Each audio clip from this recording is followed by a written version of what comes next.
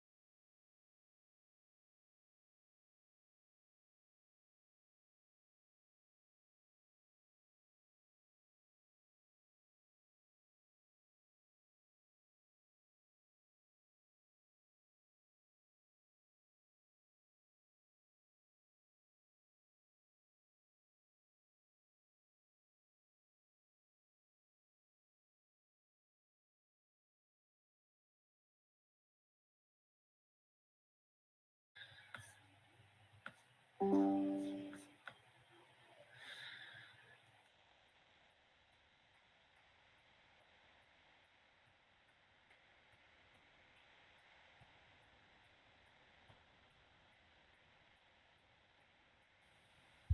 evening, future aviators. I hope your holidays are going great. I am Jagdish Nigam, and I would like to welcome you all, the batch of 2023, to the orientation of Team Phoenix. Raise your hands if you have ever felt intrigued by a 100-ton aeroplane flying above your heads.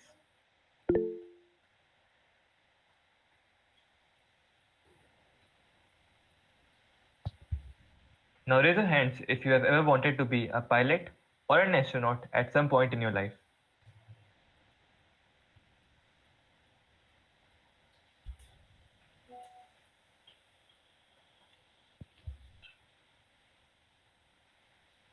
I see there are many people who are interested.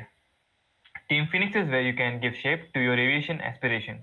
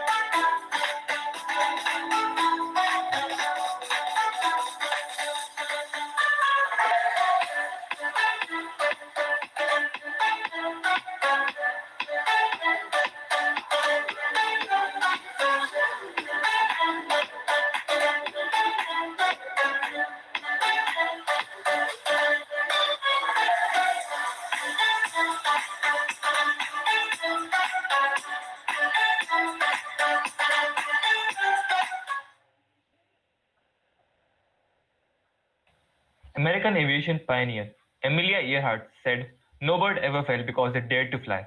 That is the spirit each one at Team Phoenix breathes. We at Team Phoenix are a group of enthusiastic people with a common interest in aero modeling.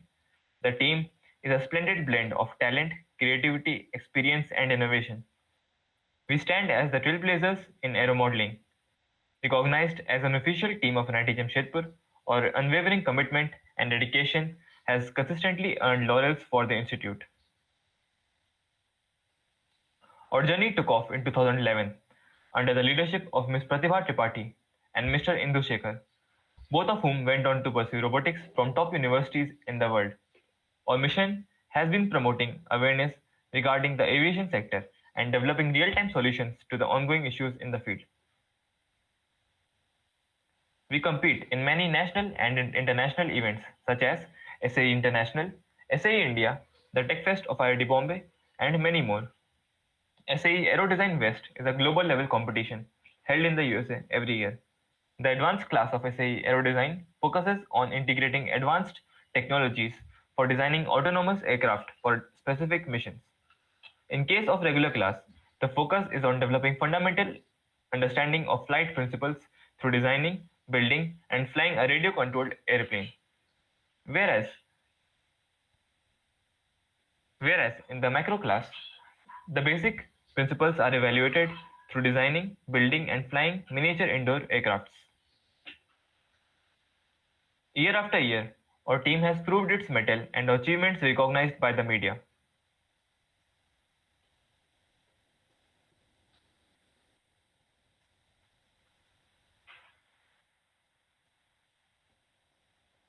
So buckle up, future aviators, because the engines have just begun to warm up and the adventure awaits.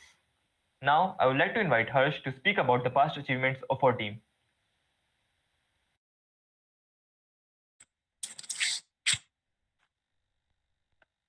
Hello. Now I'll be presenting to you the achievements of our team. So our team was formed in 2011, and right after that, we started participating in international and national competitions. 2012. In 2012, we participated in AIAA, which stands for American Institute of Aeronautics and Astronautics. Here, we got 18th rank globally and second position among all the Indian teams. 2013. In 2013, we were the only Indian team to qualify for the finals of AIAA. And then came the year 2014, where for the first time our team participated in micro class of SA International, where we got first position among all the Indian teams. 2015. In 2015, we participated in the micro class of SA International, got 11th position globally, 4th place in the design report, and first place among all the Indian teams. Here came a term design report. You might be thinking, what is a design report? So, design report refers to a technical report, approximately 30 pages long, which is submitted much before the competition actually starts. And on the basis of this too, teams are judged. 2016. In 2016, we participated again in the regular class of SA International. Here, we got 14th position globally, first position among all the Indian teams. 2017. In 2017 too, we participated in the regular class of SA International.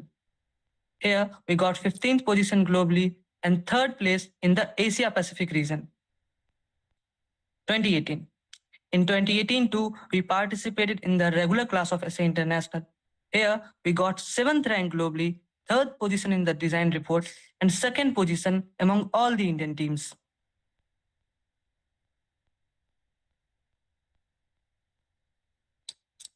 2019.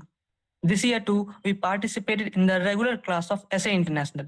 Here, we got 9th rank globally and first place in the design report. 2020. So this was the year where for the first time, our team participated in both SA International as well as in SA India. In SA International, we participated in the regular class where we got 7th rank in the design report and 11th position overall. While in SA India, we got the Best Innovation Award, 4th place in the design report, and 6th position overall. 2021. In this year, we again participated in both SA International as well as in SA India. In SA International, for the first time, we participated in the advanced class, where again, we got 8th rank in the design report and 9th rank in the presentation standings. While in SA India, we got the 2nd rank in application report and 5th position overall. 2022. This year, we participated in SA India, got 4th position in the design report and 8th position overall. And in the 2023, we participated in the micro class of SA International, where we got 3rd position in the CFD analysis. So here, CFD stands for Computational Fluid Dynamics. And this analysis was done by ANSYS software, about which you will know in the further section of presentation. And since you have already seen such a long list of our achievements, so I would encourage you all to stay till the end, participate in all our upcoming events, and join us during the induction. Moving further, we have the domains of our team. So our team has 4 domains, that is designing and technical, avionics, fabrication, and sponsorship. And about each of these domains, you will know in detail in the further section. So now, I would call upon my teammate, Tanisha, to continue this presentation further. Now, coming to the softwares we use. Before fabricating a plane, we need to ensure that the design we are going to build must be able to produce the required lift, be stable, and carries the required payload carrying capacity and have other criteria which are fulfilled. For this, we use these 5 softwares. The first one is for CAD. For this, we use CATIA and SolidWorks. We have XFL R5, MATLAB, ANSYS, and AutoCAD. Does any one of you here knows what does CAD stands for? You can write it in the chat box. Okay. Now, the first software that we use is for CAD, that is Computer Aided Design. The software we use here are CATIA and SolidWorks. These are the best designing softwares. We use it to make the 3D models of our aircraft. Here are some of the designs. So the main purpose of these software is to make 2D to advanced 3D models. In our team, we will teach you how to do 3D modeling using the tools of the software. The next we have is XFLR5. XFLR5 deals with the aerodynamics and it is used for analyzing the stability of the aircraft. It tells us about the drag experienced by the aircraft, flow of the air around the wing, and the performance of air in mid-air. Next we have is MATLAB. MATLAB is a design analysis software which is used to study and understand the characteristics of the aircraft. Here in this figure you can see the vertical arrows on the wing. These represent the amount of air around the wing. The next software we have is ANSYS. ANSYS is a stimulation software. It allows us the detailed aerodynamic stimulation and helps in analyzing the airflow around the surface of the aircraft. It gives us the idea how the aircraft is going to perform and how we can optimize our design to reduce the drag on the aircraft and make the design more efficient. And the last software that we use is AutoCAD. We use it for making engineering drawings. Many of you might be familiar with it. We can make precise drawings on it. Basically, we use this software to make 2D drawings of our aircraft, which we use in our design reports. So this was all for the software. The next, we move on to the creative section of our team. Now, first of all, tell me how many of you have visited the Instagram handle of our team? Okay. You might have seen the beautiful posters over there. These posters were made by our fabulous creative team. The softwares that we use is Canva, Adobe After Effects, and Photoshop. Our creative team uses its creativity and technique to represent the team to the outside world in the best possible way. We also use it to make design reports for our various competitions. And to continue the further presentation, I would like to call Yuvraj. Okay, so now we get into the interesting part of the presentation, that is your introduction to aerodynamics, which includes your parts of airplane, axis of an aircraft, and how is lift produced. Most of you would have wondered about the parts of an aircraft in your childhood.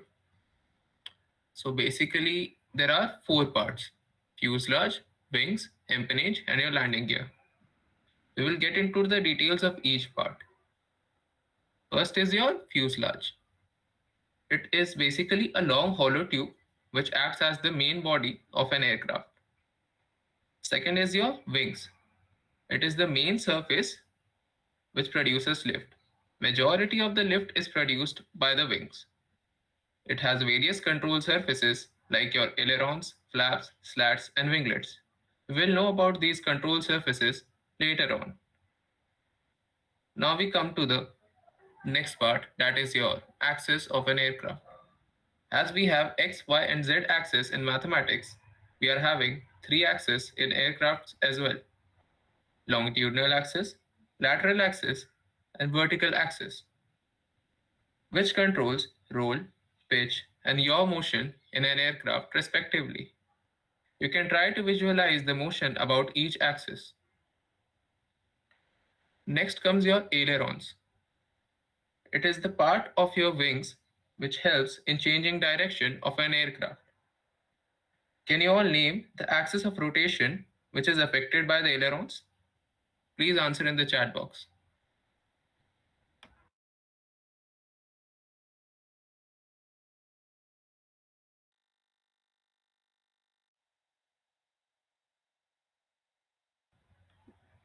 Yes, roll is the correct answer.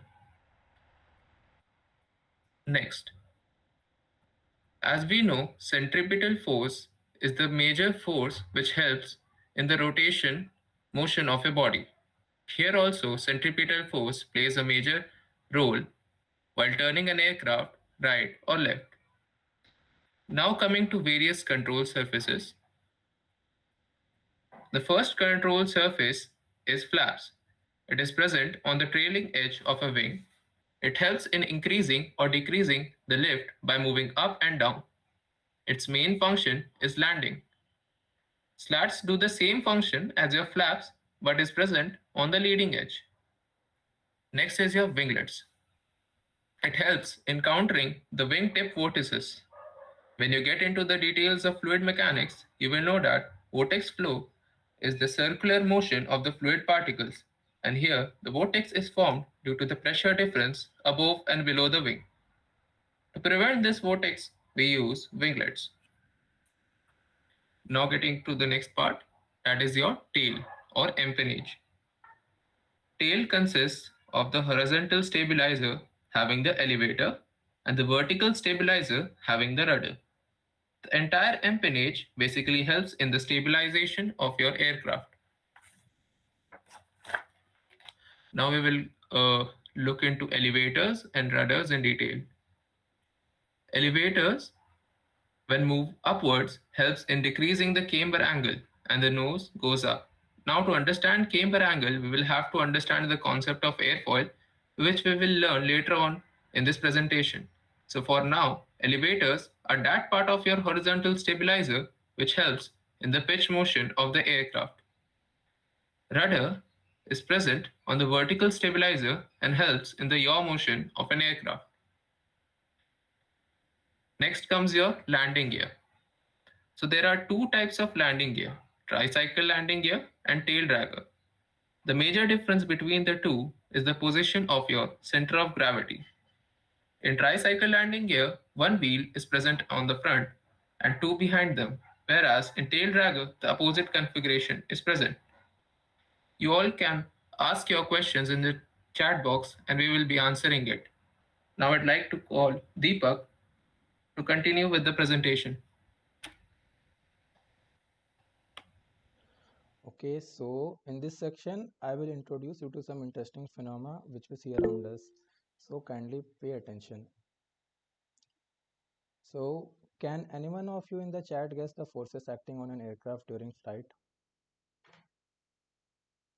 Stay tuned till the end. We will answer your queries. Till then, you can write it in the chat box.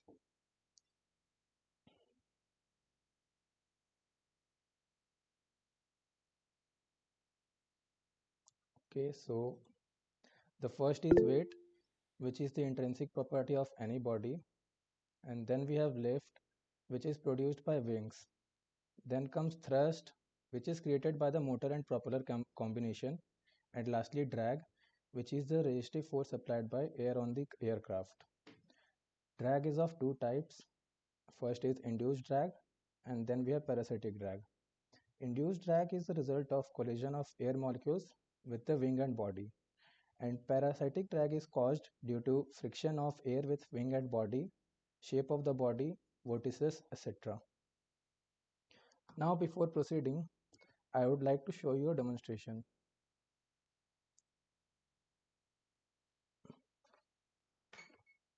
Am I visible to you? I hope so.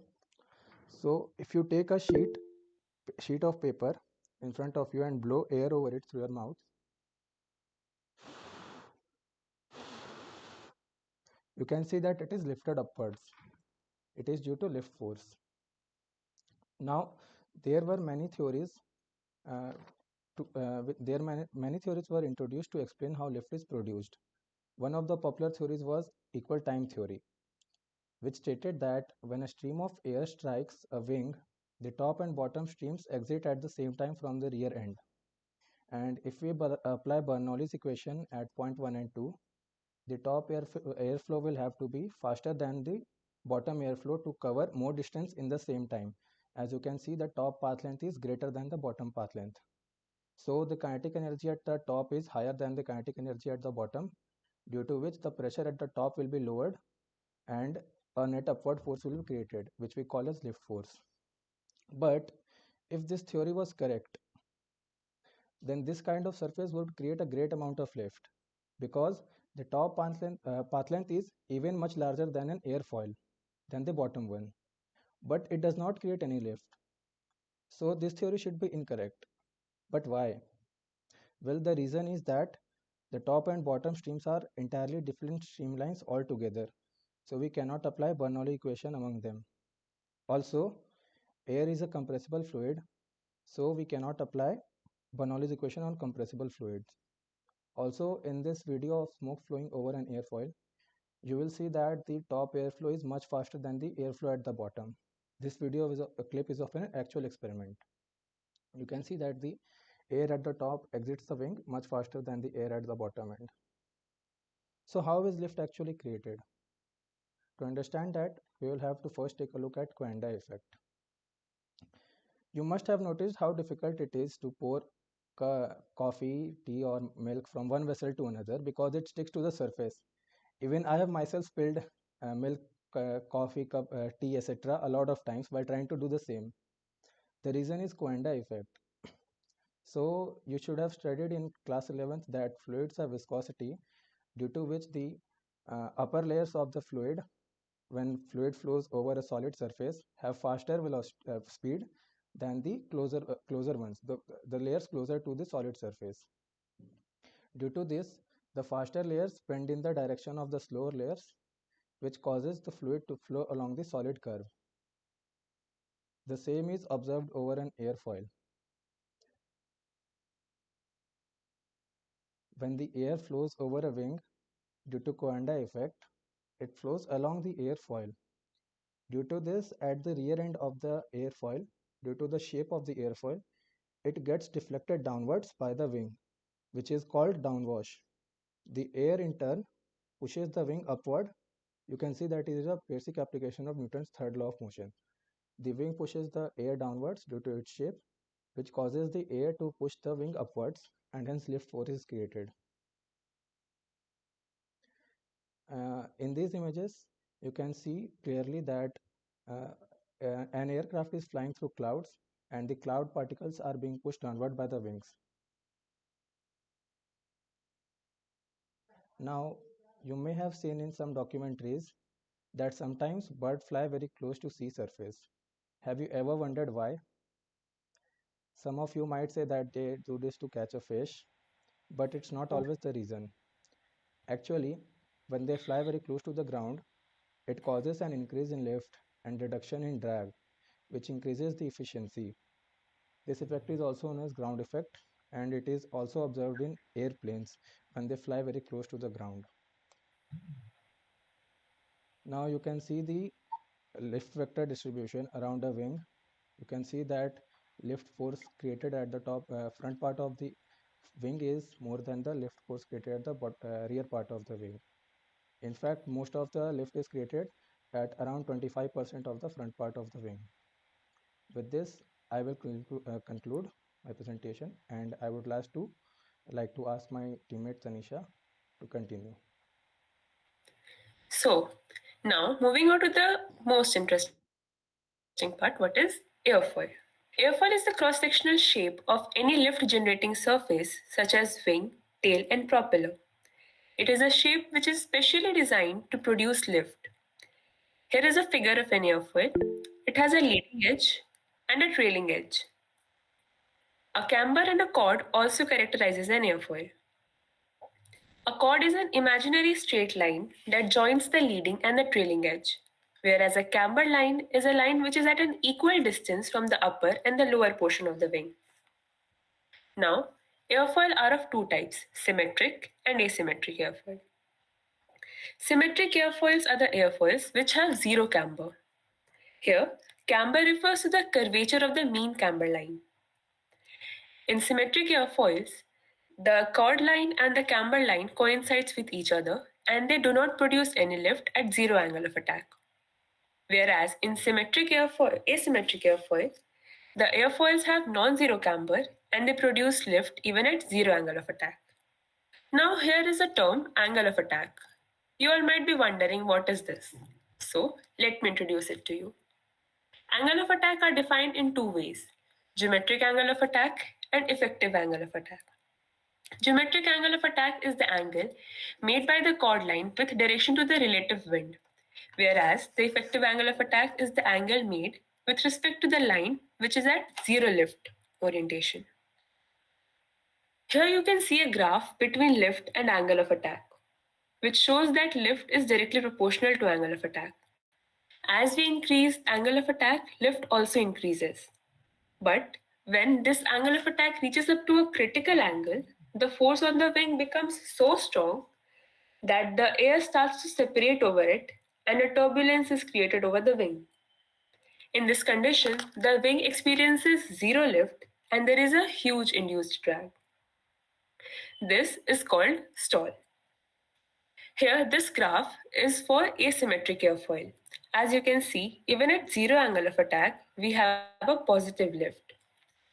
For drawing a graph for a symmetric airfoil, the nature of the graph would be the same, but it would start from origin. Now, here we have a graph of CL and alpha. CL is the lift coefficient and alpha is angle of attack. On x-axis, we have angle of attack and on y-axis, we have lift coefficient. Here, this graph has the airfoil S1223IL for different Reynolds number. In the chat box, can you all tell that what kind of airfoil is it? Symmetric or asymmetric? Just see the graph and tell.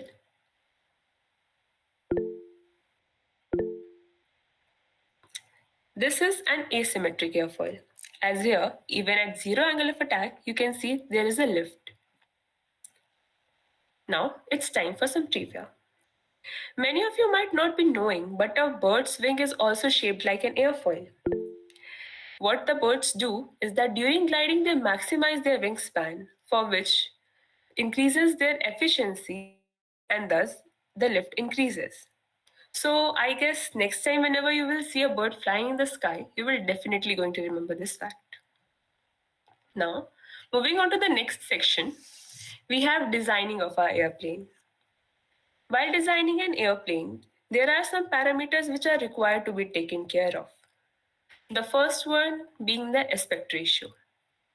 The aspect ratio is defined as the ratio of wingspan to the mean chord length. It is calculated by the formula b squared by a, where b is the wingspan and a is the projected area of the wing. Higher the aspect ratio used, lesser is the loading on the wing. The aircraft that has a higher aspect ratio uses a smaller engine and have a less takeoff and landing distance, thus increasing its efficiency. For a aircraft having a low aspect ratio, they are generally used for performing acrobatics.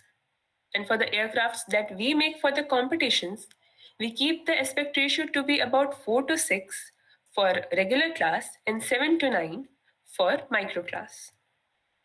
Moving on to the next, we have taper. A tapered wing has a short chord length at the tip than at the root. The chord length decreases gradually from root to the tip. Here we have a term taper ratio. It is defined as the ratio of tip chord length to the root chord length. It makes our aircraft more efficient by decreasing the induced drag. It also influences the lift distribution of the wing. There is one more advantage that due to tapering, the loading on the tip becomes minimum, as if the loading is high at the tip, then the wing will bend. Thus, to avoid it, the structure will be required to make stronger, thus heavier, which is not preferable. Also, due to this design, the aircraft goes into stall when the root of the wing goes into the stall first, then the tip enters the stall gradually, resulting into a smooth stall behavior. Now, to continue the presentation, I would like to call Saptarshi. So the next parameter that we use for designing an aircraft is the wing loading. So it is a very useful measure for the stalling speed of an aircraft, and it is being calculated by the formula that is weight of the aircraft divided by wing area. And for calculating wing area, we multiply wingspan to the chord length. And it is to be noted that higher the wing loading, more there will be the stability in flying an aircraft, but it also increases the takeoff and landing distances. So now coming to the next parameter, that is dihedral angle. It is the most important for aircraft stability for cruise flight. Especially it provides the roll stability along the longitudinal axis. So when an aircraft begins to roll, As here we could see that what is dihedral angle? It is actually the upward angle from the root tip to the wing tip. And here in the figure we will see that how basically the dihedral angle actually helps in providing the roll stability. So when an aircraft begins to roll at any particular direction, like here we could see that it has a tendency to roll in anti-clockwise sense. Then it has a tendency to slip in that particular direction because of the imbalance of the forces. But with the dihedral wing, the slight slip causes a restoring torque on that aircraft, as here we could see that the right wing is less projected as compared to the left wing, due to which L1 lift on the left wing is more as compared to the L2 lift on the right wing, which generates a clockwise restoring torque on the aircraft, and it provides the stability along the roll axis. So now coming to the wing configuration, there are basically three wing configuration, that is low wing, mid wing and high wing. So low wing, all the passenger aircraft are having low wing configuration, and here actually wing are attached to the bottom of the aircraft fuselage. And the advantage is that they are having structural benefit, experience less drag and increased lift. But here passenger visibility get blocked, so it required long landing gears for ground clearance.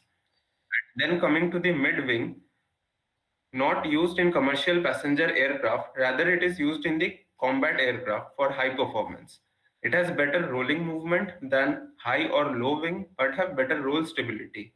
But it occupies a lot of useful fuselage volume, hence it is not used in commercial aircraft. And at last, that is the high wing. Here wing is attached at the top of the fuselage. Generally, almost all the cargo aircraft uses high wing configuration. These are very much stable for low speed aircraft and produces excellent visibility, but it also decreases the maneuverability. Now coming to the avionics section, it is the most important section of our team as it deals with the various electronic equipment which are used in the aircraft and has a specific field of electronics. And here basically we fuse various programs like Arduino, Raspberry Pi, Mavlink with the UAVs. Here we also implement AI/ML algorithm which helps the drone in improving its flight performance. And as I had told that here is the fusion of electronic and aviation. It encompasses the electronic system and equipment integral to aircraft, including communication, navigation, and control systems. It is an integral part of any flying machine, be it an RC plane or drone. So now coming across one of the most interesting section, that is the quadcopter dynamics. And here we will know that how basically a quadcopter works.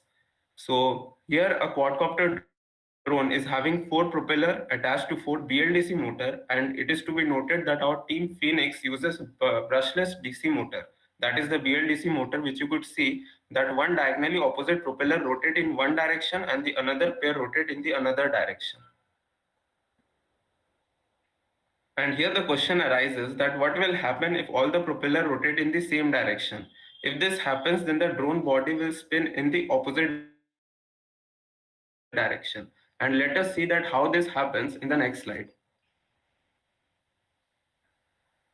So because the stator of the motor is attached to the drone body, as you could see in the video, then the rotor rotates as it is receiving a torque from the stator. And because of Newton's third law, the stator also receives the same amount of torque in opposite direction from the rotor. And hence from all the 4 stator, we get equal amount of torque in opposite direction on the propeller rotation, and hence we get the yaw motion. But what happens in normal condition? For performing the yaw motion, we just rotate one diagonal pair at one speed and the another pair at different speed for performing the yaw motion. And in the next slide, we will understand about the pitching movement. For pitching movement, we just spin the front propeller at lower speed and the back propeller at higher speed, and it creates a different lift force at back and front and create a torque to produce the pitch. And for rolling, the same trick is applied, but to the side pairs. Hence, one side is spin at faster rate as compared to the another, which produces a torque to go for the roll motion. So that's all from my side. Next, I would like to call Shruti to carry on the further slides. So now we'll be discussing the components that we use in the making of our drone. The first one here we have is BLDC motor. So is there anyone here who knows the full form of BLDC? You can answer in the chat box.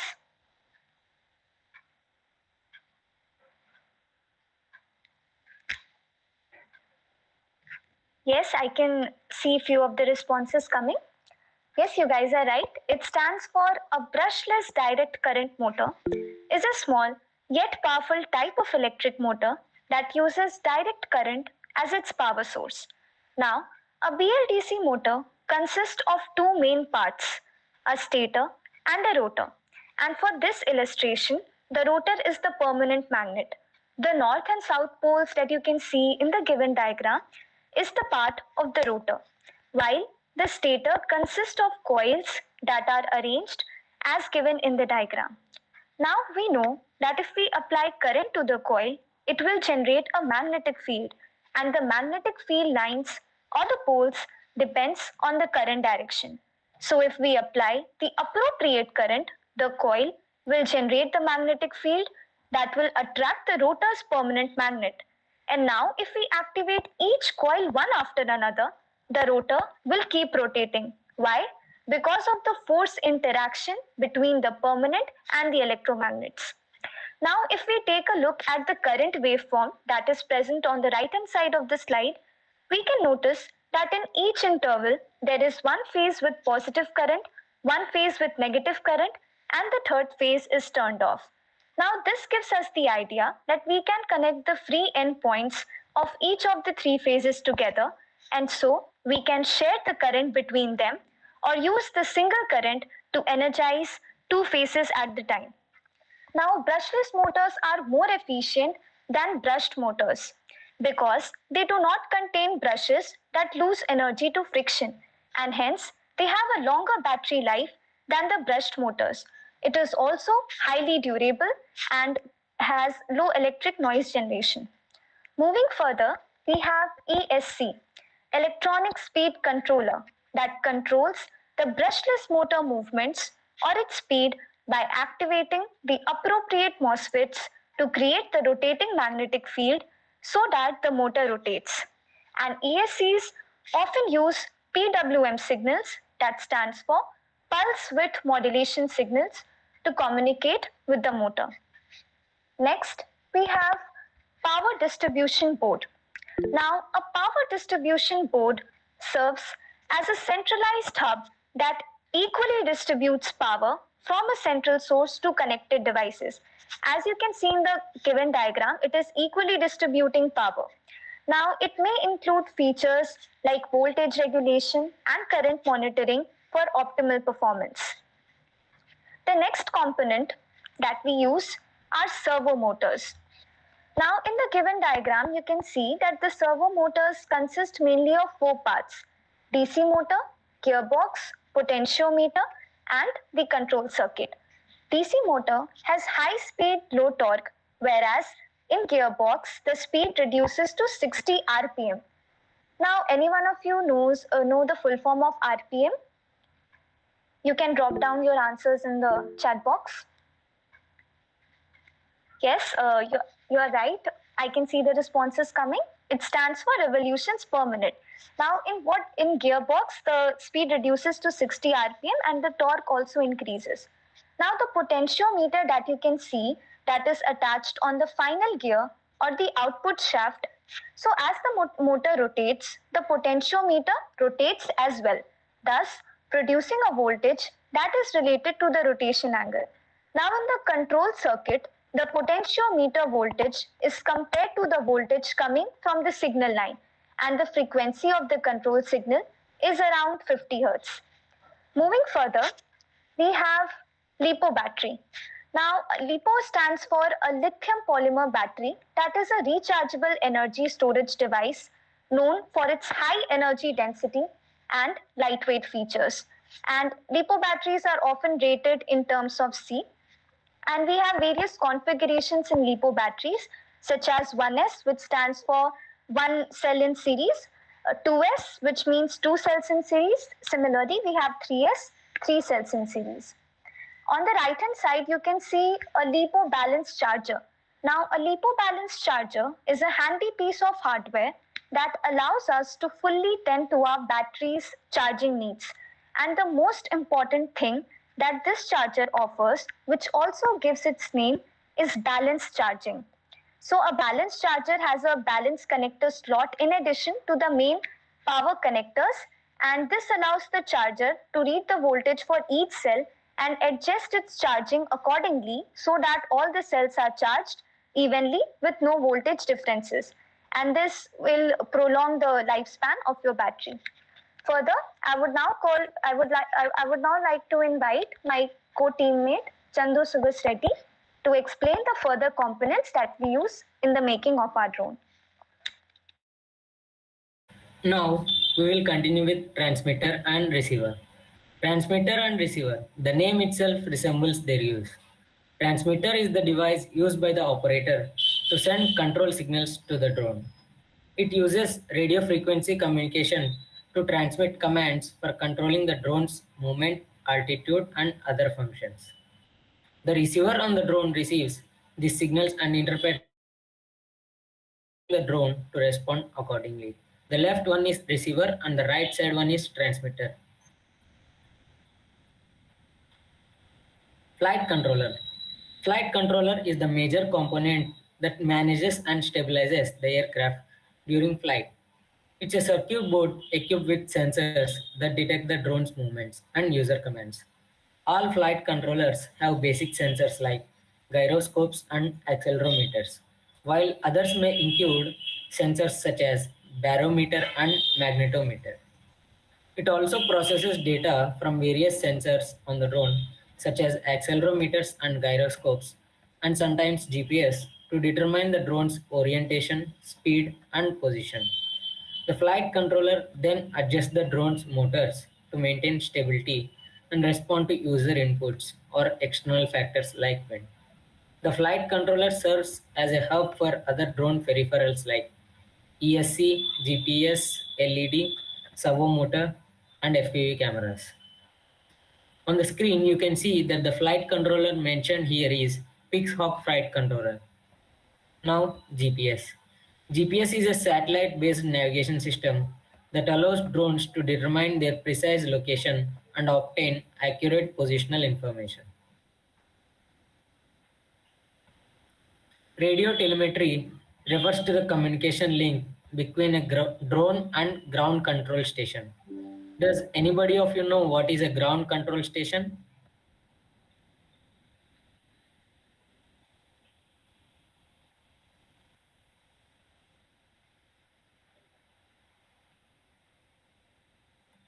All right, no worries.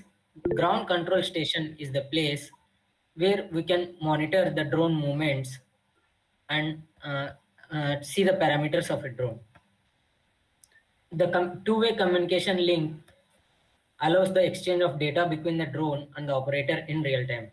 This data can include information about the drone's position, altitude, speed, battery status, sensor readings, and other relevant parameters. Now, we in the avionics domain also specialize in making drones. Here is a glimpse of our drone.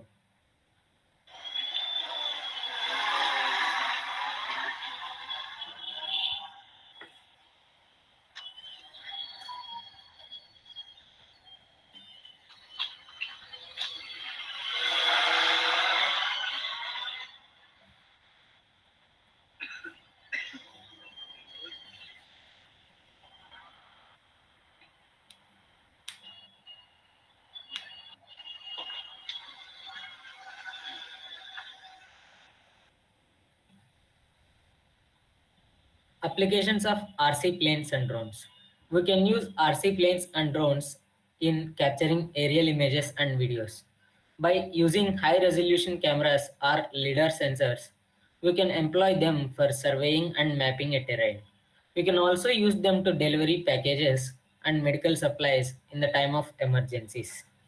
We in avionics domain of Phoenix team are working on a drone by applying machine learning and using Raspberry Pi, which can detect the movements of a racing car and it can follow through it. Now moving on, I would like to call Pooja to continue the presentation. So I am gonna brief you about our fabrication team, which comes under manufacturing. So before moving to fabrication, the first step would be material selection, which in our case we use Depron sheet or balsa wood. Now you must be wondering why we use Depron sheet or balsa wood. Anyone can guess?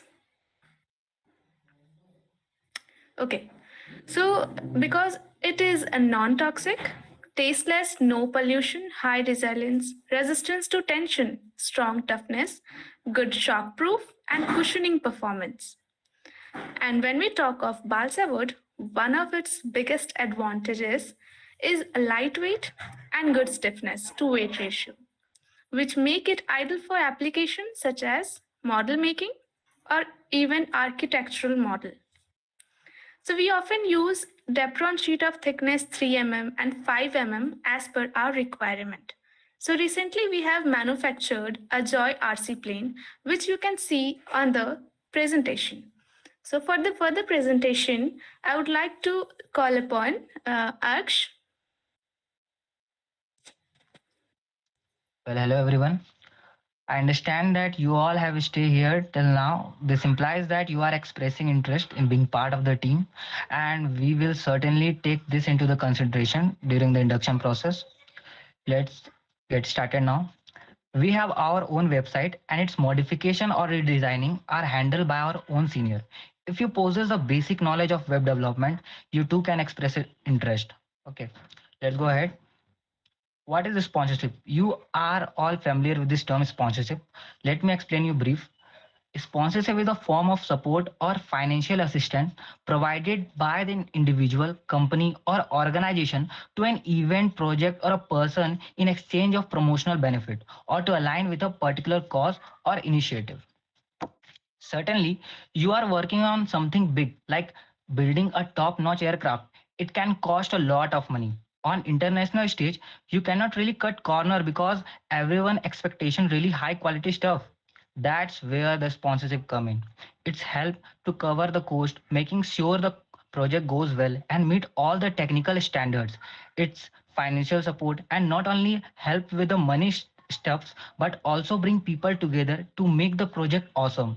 So just remember, sponsorship is like cool team effort that make things happen. Okay. Sponsorship requirement. Absolutely. Sponsorship requirement also involves having good communication skill to effectively convey the project goals, benefit, and the presence of mind is crucial for quick thinking and problem solving during the discussion or unexpected situation. Convincing and negotiation power play a vital role in persuading potential sponsor to come on board. Additionally, effective time management is essential to ensure that all the aspects of sponsorship process are handled effectively and deadline are met. These skills collectively contribute to bring successful partnership and secure the support needed for the project. Let's go ahead. Okay. CSR. You are not familiar with this term, CSR. Let me explain you. CSR is a corporate social responsibility. Involves a company commitment to give back to the community by actively participating in philanthropic cause. This benefits society and providing the positive social value.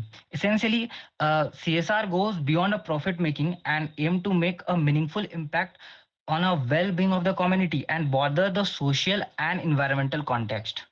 Okay, let's go ahead. Benefit as a student. Getting involved as a student is super helpful. It's let you see how companies work, improve how you deal with the people and help you grow personally. You also learn how to work in a team. Talking to the successful alumni is cool, isn't it? And it's help you to make connection, get advice and understand a different career option. All of these experiences give you practical knowledge and a varieties of skill and connection that are really useful for handling college work challenges. Okay, let's go ahead. As you can see guys, these are our major sponsors: State Bank of India, Tata Steel, Punjab National Bank. Okay, thank you from my side. I would like to call Shruti Priya to conclude this presentation. So as you can see, this has been journey so far, where we have upheld the legacy of earning accolades for the Institute through participation and victories in SAE India and SAE International. Also, I would like to emphasize that whatever we cover today will likely be asked in the induction processes. So those who listened patiently till the end definitely have an extra edge. So guys, the orientation is yet not over and we have something thrilling for you all, packed with knowledge and excitement. We now have the quiz session for you guys, and for this I would like to call upon my teammate Deepak to carry forward the quiz session.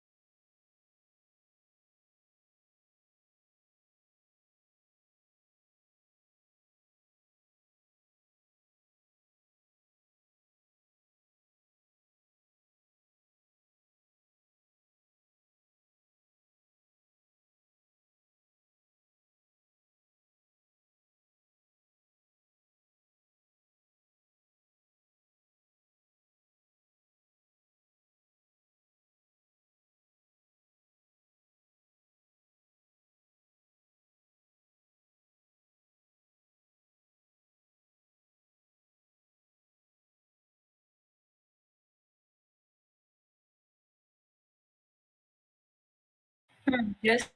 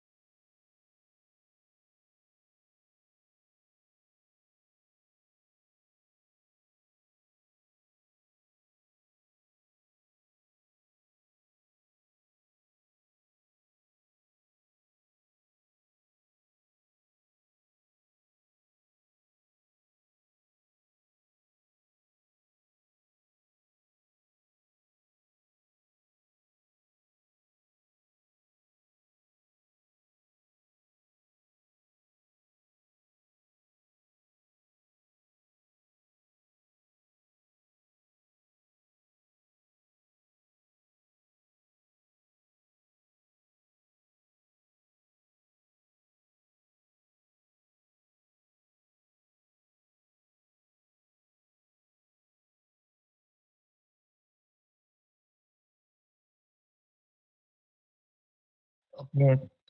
Look, domain is open to everyone, and those interested can showcase their interest. When you join the team, you will assess with domain line with your interest. So we will conduct test and then proceed with selection. Okay. So this is your answer.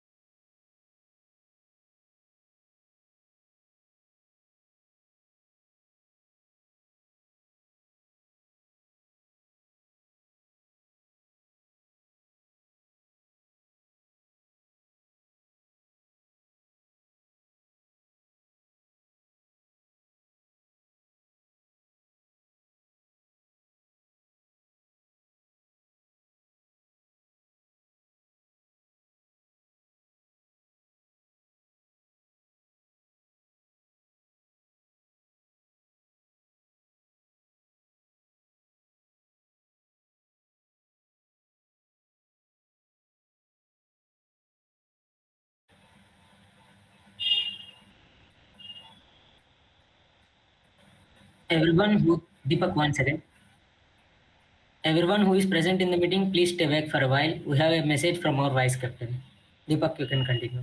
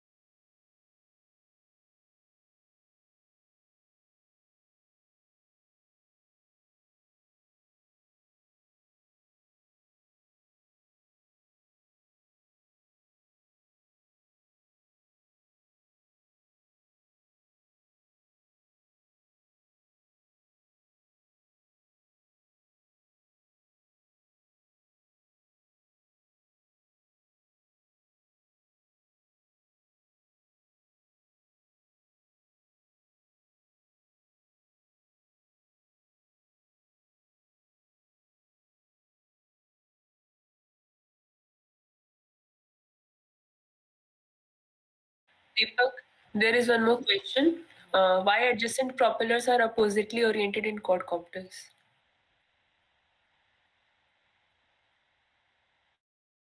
Just clarify once again.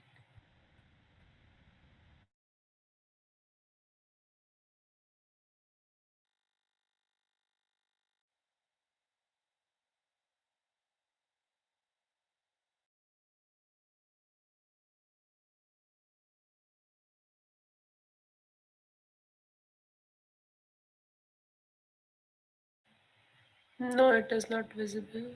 Just explain. No need to show.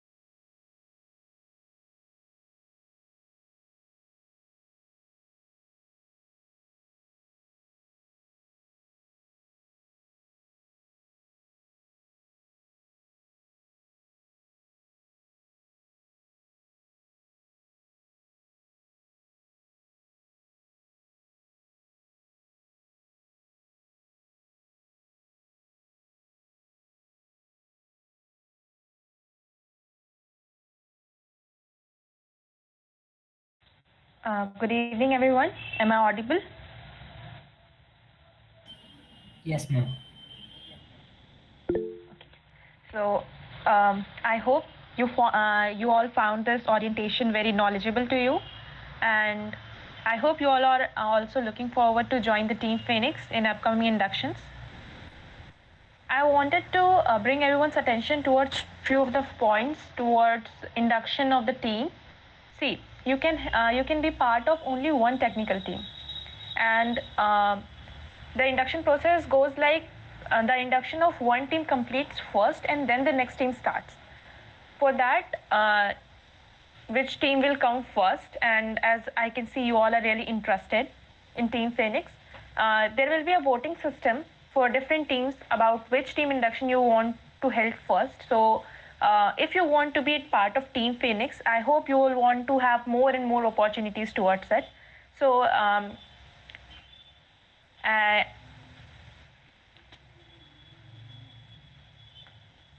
so for that, hello, am I audible? Yes, ma'am. So soon you will get a notice regarding the voting system of teams, and I want you all, if you can, if you are really interested in Team Phoenix, to choose Team Phoenix, as it will give you more opportunities. So thank you.